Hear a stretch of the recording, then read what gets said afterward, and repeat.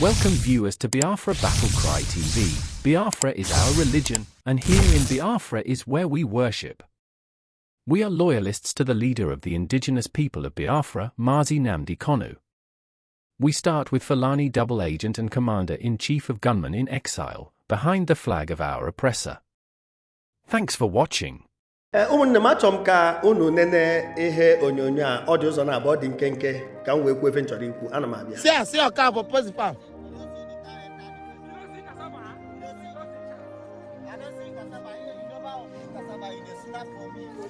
Biafra did not come. These are people without vision. People that doesn't know their left and their right. They started using den gun, going to bushes to start shooting animals in the name of chasing Fulani. We are not chasing any ethnic group from our land. I have made it very clear. If you go after ethnic group, you become a terrorist. We are not going after ethnic groups. We are going after the terrorist army, police, and every Nigerian forces that carries guns. That is the people we are going after. Because once you go after them, you have uprooted the people in the bush. If you go after ethnic group in the name of Fatih Fulani, you are a terrorist. This is the international law that many idiots don't know. If you go after Fulani in the forest in the name of fighting, ụmụnne m achọ m ka unu nene ihe onyonyo a ọ dị ụzọ na abụọ dị nkenke ka m wee kwuo efe nchọrọ ikwu ana m abịa si ọka bụ pozifam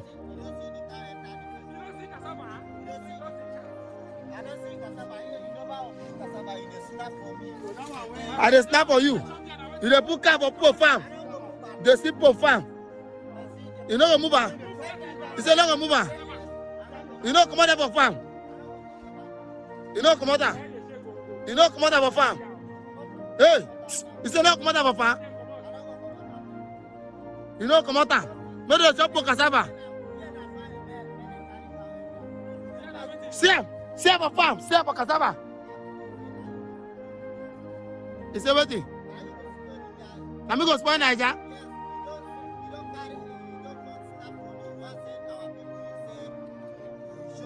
Yes, may I post here say you dey carry cow enter inside farm.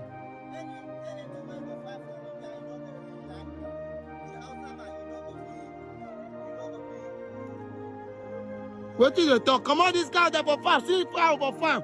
See cow. See am. See person cassava. See person cassava. See.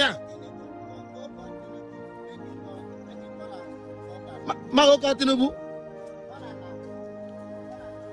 Say no, come out for farm. What be your name? Na Bello Aiki. Bello Aiki. Hey. From which state? You don't hear me, I grow. Now here, me I grow.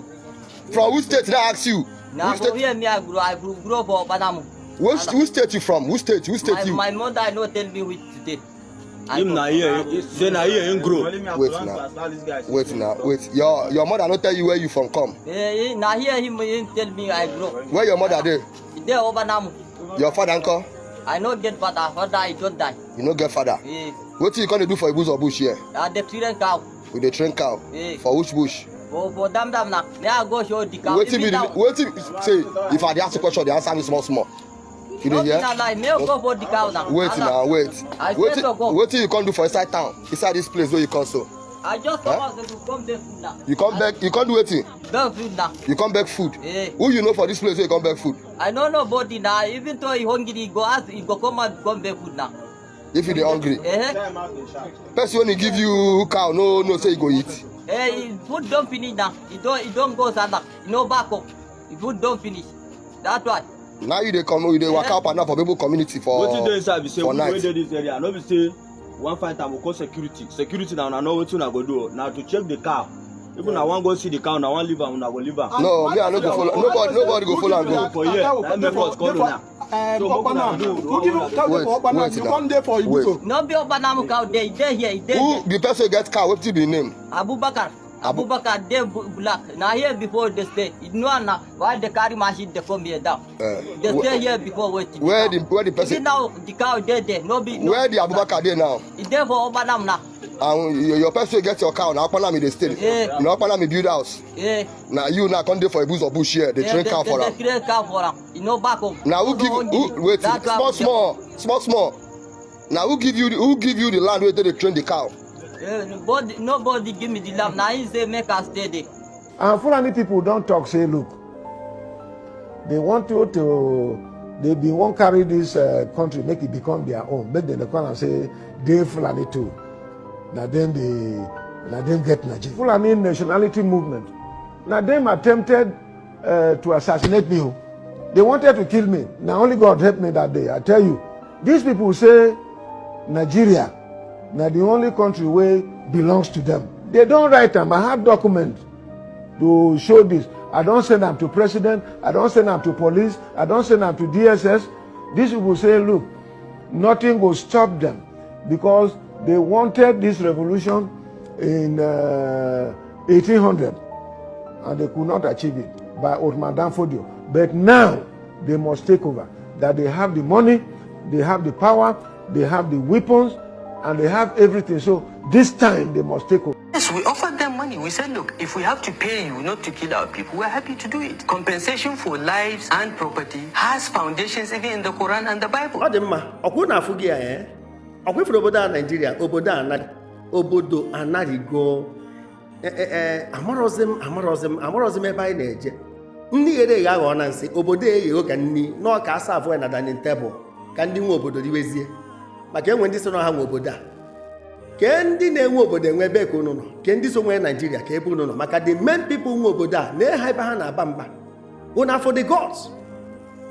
Anyị nwekwara onye isi ana mana ọ dịkwa nke ceremonial president ka ọ bụ ka m ghara akpọ n'afa ọ pụbụ n'ọmụkwụ ọ dị ka ceremonial maka ndị nwe obodo na-aba mba una for the gods. Unu afụrụ ebe ọ na-aba mba onye tiefi na ọ na farm mmadụ unu fụkwuru ebe onye na-ese vidiyo debere ụkwụ ya o debere ụkwụ ọsọ na your own farm. Unu afụrụ ka ọ na-aba mba gaa nke Tinubu ịfụ na enwere ife karụ ndị a obi onye a na-achị efi na-akpa aha ya ọ bụrụ na o jighị ọgwụ ehi ma na o ji ọgbụrụ ehi o nwee ife karụ ha obi ịfụ the gods na-ekwe onye nke ọzọ na-aba mba maka na ọ na-achọ nri by this time of the night.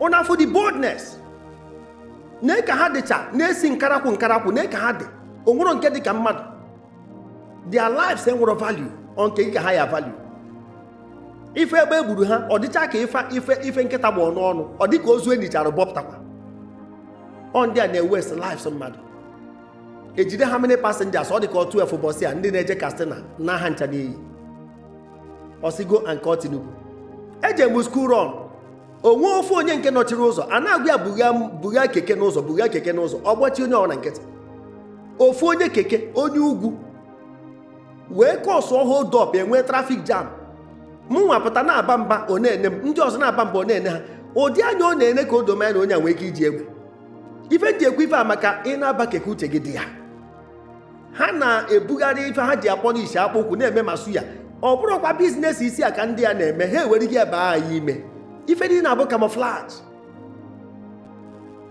o nwee ife karịa ha obi ha na-eme muslim ticket ọkwa ya afụ gị ya ma ndị niile a na-eme defection now na-abasị na so-called ruling party ọkwa ka unu defend kwa the same muslim ticket nke bara aba ya pụtabaghị ya ifere mezie na anyị maka ọ bụrụ ọbara nwa gị ka akwafuru maka egbubere onye nke gị a na-ekwu no Islamization agenda foreign politicians na-asị na ha ama mmenwu ya kedu ife na-eme kịta what is happening now ekwugo m ya some years ago there was a country ache na-asị obodo anago once a giant is now a sleeping giant what a disappointment oge ha dị desperate ka ha werekwa obodo ha a na-akọ akụkọ na ha ya abụzi vigilante just imagine na the whole Nigeria ka ha chebezie nche onwe sistem ndị ejibo wee bịa ajụba nke bụkwazi mmadụ iji aka ya bụrụ voluntary watchman na-echezi nche ajụ na nke ahụ ama work anọkata visa on arrival oge Buhari na-achị ọkwa ya ka ha ji wee batasịa mgbe anyị nọ lockdown ewee trailers na-adọmpụ ndị a ọkwa nyanwa na afịọ kịta ha kwute okwuruga some governors may approve I fight baruga ọwa ọkụrụ ekwute okwuruga redio ka ha wee na-communicate ka e wee educate ha nọ maka na ha gụrụ akwụkwọ ebee ka ndị a si akpọ Mali akpọ Senegal akpọ Kenya otu a ka esi ekwugheri na-akọ mmiri anọkọta asị na ọkatụ root na ha ekwọrọ na ranch na ọkatụ root anọkọta asị na ejego federal gọọmenti wee sponsor ranches Chineke melụ mmadụ ebere n'obodo a just imagine na lives na families are wipe out na Benue onwe ndị dị 8, onwe ndị dị 11, onwe ndị dị 14 members ma ụmụazị ekuru aka, entire family nsapụ, entire family nsapụ, enwere mmadụ na-eku ume. Eso na kpochapụ ezinụlọ, kpochapụ ama, kpochie ama mmadụ. Nyakọ na wee mechaa anyị arapụ ụdị ife a kọkpodi ya akụkọ echi ọzọ na-emekwa, anyị rapụ ya na-akọ nke na-emere Israel, ha nchara ị na-amaka kama ama m nọ indelible tragedy maka ademi ya nchefu. Priest na-achị Benue State, to my own best of knowledge, all the too quiet for my liking. Mana ọ bụrụ na uche Chukwu ọ na onye nwa winu ọ na onwe what it takes, anyị afụbụghọkwa mmegharị ahụ ya n'ife a na-aga. Maka ndị ọchịchị anyị amarakwa ife dị iche na politics and governance.